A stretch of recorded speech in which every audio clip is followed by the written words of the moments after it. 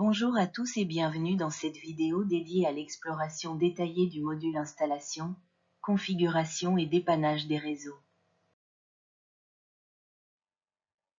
D'abord, je suis Dr Othmani Amina, enseignante à la faculté de technologie, département de télécommunications de l'université de Tlemcen.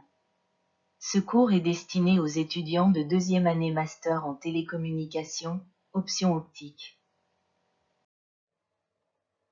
Comme mentionné dans la vidéo précédente, ce module est structuré en 5 chapitres. Dans cette vidéo, nous allons vous présenter un aperçu des 2 premiers chapitres. Commençons par le premier, qui porte sur les Virtual Local Area Networks, VLAN.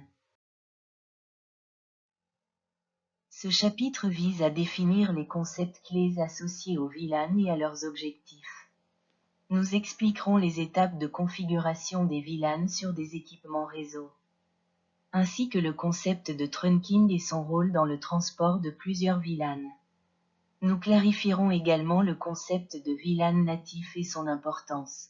Par ailleurs, nous évaluerons les différentes approches de routage inter-VLAN. Enfin, nous discuterons du fonctionnement du Virtual Trunking Protocol, VTP, et de son utilisation pour la gestion des VLAN. Pour mieux comprendre l'importance des VLAN, imaginons une entreprise composée de 3 départements: le secrétariat, la direction et le commercial. Dans un scénario traditionnel, isoler la communication de chaque groupe nécessiterait 3 switches distincts. Une telle solution serait non seulement coûteuse, mais elle manquerait également de flexibilité. Pour résoudre ces problèmes, on essaie de segmenter notre réseau en 3, en utilisant des plages d'adresses IP. Cependant, si une machine envoie un broadcast, une requête ARP est transmise au switch. Celui-ci rediffuse cette requête sur tous ses ports, ce qui signifie que la diffusion atteint tous les appareils connectés au switch. Donc, si le réseau compte 2000 machines, même en utilisant des millions de plages d'adresses IP différentes, chaque machine recevra les diffusions de tous les autres périphériques, ce qui entraînera une utilisation inefficace de la bande passante.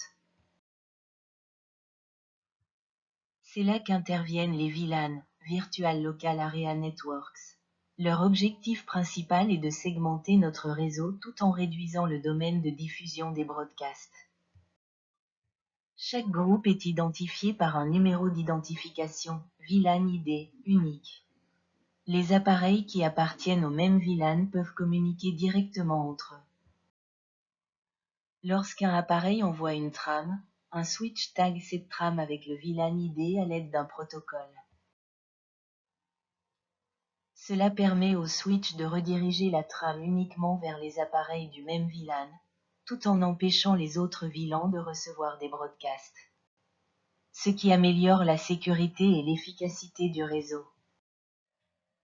Ce chapitre aborde plusieurs autres notions, telles que les liens trunk, le routage inter-VLAN, le VLAN Voice et le VTP, VLAN Trunk Protocol. Passons maintenant au chapitre 2, qui aborde le protocole Spanning Tree. Ce chapitre a pour objectif d'identifier les composants et termes clés associés au protocole Spanning Tree, tout en expliquant son fonctionnement et son importance dans la gestion des boucles de commutation. Il vise également à configurer le protocole sur des équipements réseau, à analyser les problèmes potentiels liés à ces configurations, et à mettre en œuvre des fonctionnalités comme port fast et BPDU garde. Enfin, une comparaison entre le Rapid Spanning Tree Protocol, RSTP, et le protocole Spanning Tree classique sera effectuée. Pour mieux comprendre le fonctionnement du protocole Spanning Tree, imaginons cette architecture d'un réseau. Pour que le réseau connecté au switch S2 puisse communiquer avec celui relié au switch S0, il doit y avoir au moins un chemin entre eux.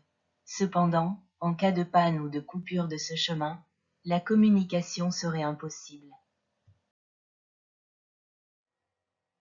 Un réseau commuté de type Ethernet doit donc avoir au moins deux chemins, un chemin principal et un chemin alternatif. Cela permet de garantir la continuité du service en cas de panne du chemin principal ou d'un switch. La redondance est une méthode permettant d'assurer la disponibilité du réseau en cas de défaillance d'un périphérique réseau ou d'un chemin d'accès. Mais malheureusement, cette redondance crée des boucles qui génèrent des tempêtes de diffusion, broadcast storm. Ces boucles saturent le réseau et finissent par le paralyser complètement. Nous voyons donc que, d'un côté, nous avons besoin de redondance dans un réseau, mais d'un autre côté, cette redondance peut avoir un impact négatif sur notre réseau. Pour résoudre ce problème, le protocole Spanning Tree STP sélectionne un commutateur en tant que pont racine, ou commutateur principal, qui gère le trafic réseau. Il détermine un chemin principal vers chaque destination et désactive les chemins redondants. Ainsi, STP empêche les boucles générées par la redondance en ne conservant qu'un seul chemin actif entre les périphériques finaux. À la fin de ce chapitre, l'étudiant sera capable d'identifier et d'élire le commutateur racine, route bridge, RB. Les ports racines, route port, RP. Les ports désignés, designated port, DP. Les ports bloqués, blocked port, BP. L'étudiant comprendra également plusieurs notions essentielles, telles que le coût STP, les BPDU, Bridge Protocol Data Units, l'idée de pont, Bridge ID, les fonctionnalités port fast et BPDU Guard, le protocole Rapid Spanning Tree Protocol, RSTP. En conclusion, nous avons examiné deux concepts fondamentaux de la gestion des réseaux, les VLAN et le protocole Spanning Tree. Ces outils sont indispensables pour toute installation et configuration de réseau, contribuant ainsi à une infrastructure stable et performante. Merci de votre attention et à très bientôt pour découvrir de nouveaux chapitres de notre cours sur l'installation, la configuration et le dépannage des réseaux.